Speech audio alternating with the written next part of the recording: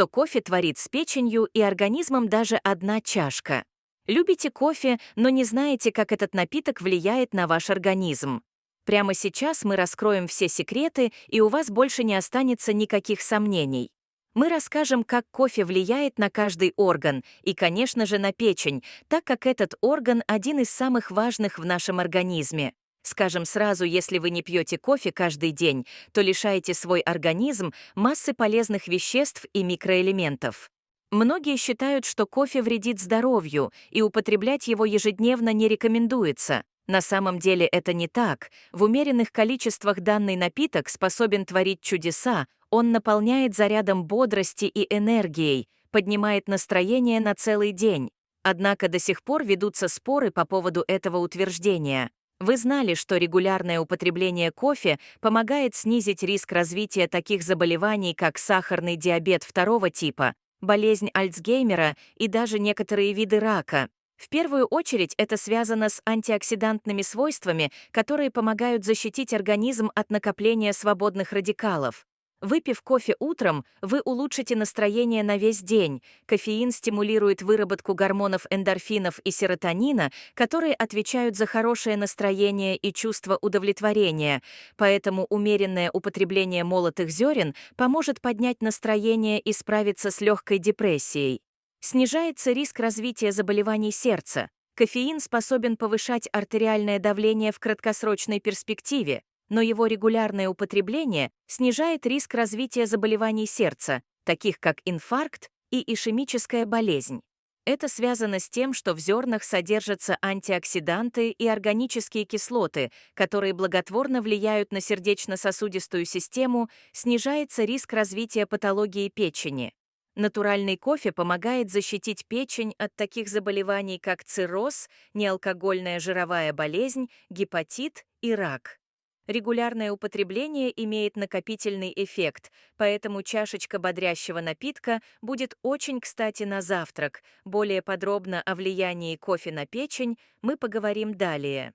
Черный кофе считается более полезным для здоровья по сравнению с растворимым напитком, который часто содержит добавки, такие как сахар и сливки. Для замены этих ингредиентов можно использовать миндальное или кокосовое молоко, а также тростниковый сахар или стевию. Отметим, что при употреблении натурального кофе человеку со здоровой печенью ничего не угрожает. В отличие от этого растворимый кофе не рекомендуется вообще, так как кофеин может повлиять на желудочную секрецию и обмен веществ. В кофейных зернах содержатся компоненты, участвующие в липидном обмене, что снижает риск развития жировой дистрофии печени.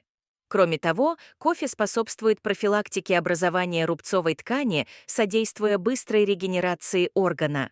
Употребление лишь 2 чашек кофе в день может снизить риск цирроза печени на 45% благодаря присутствию хлорогеновой кислоты кофестола и кофеола, оказывающих антиоксидантное и противовоспалительное воздействие.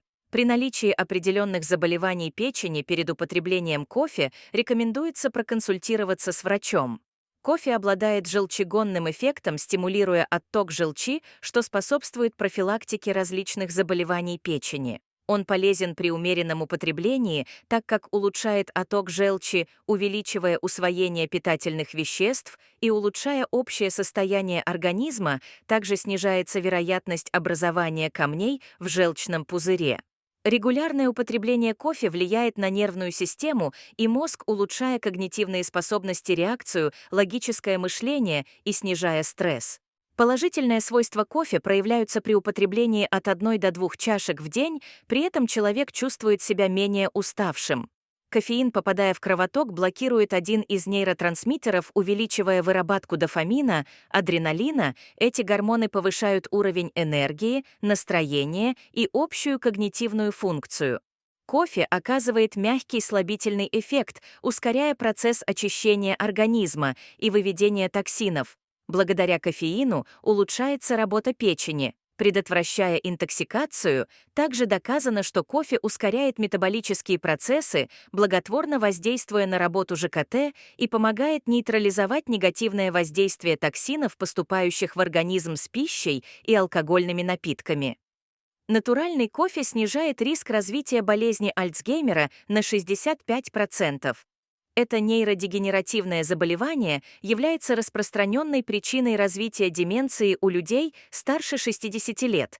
Для профилактики этой болезни рекомендуется вести активный образ жизни, придерживаться здорового питания и избегать стрессов.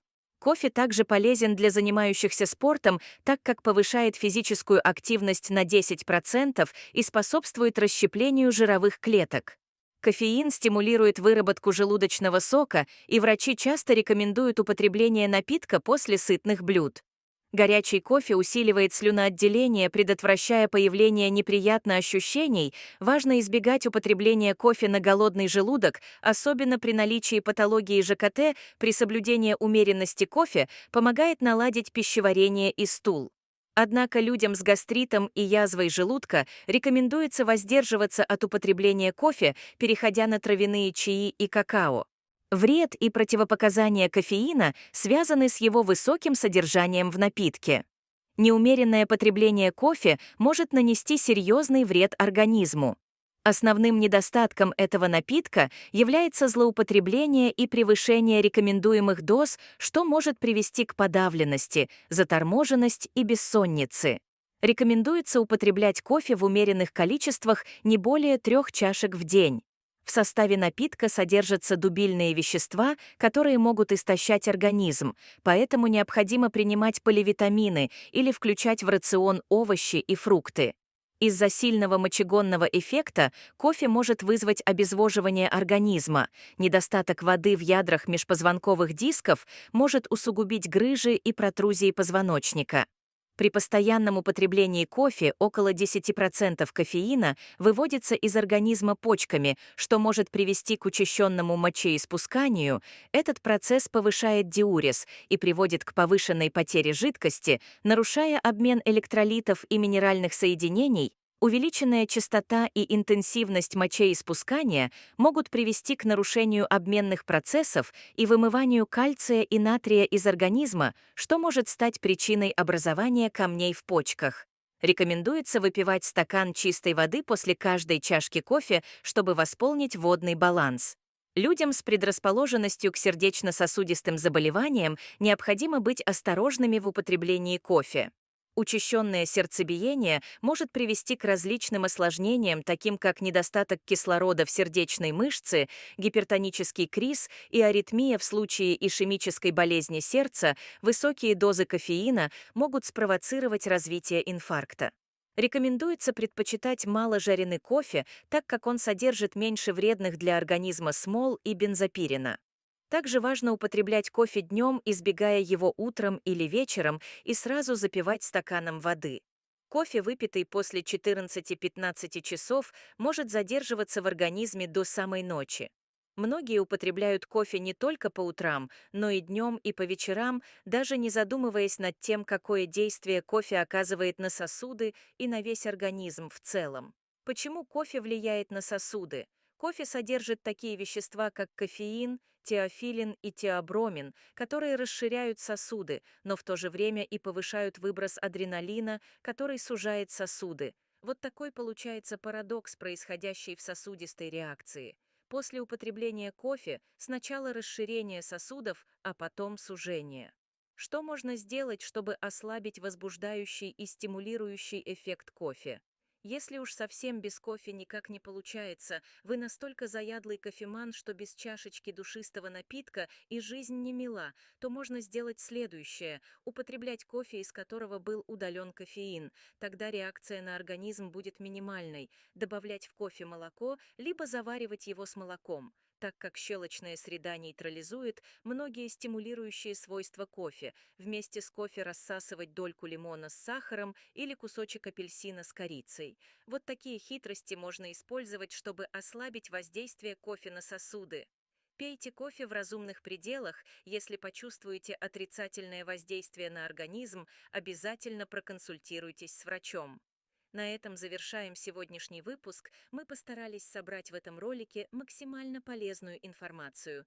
Не забудьте подписаться на канал и нажать на колокольчик. Благодарим вас за просмотр. До встречи, друзья!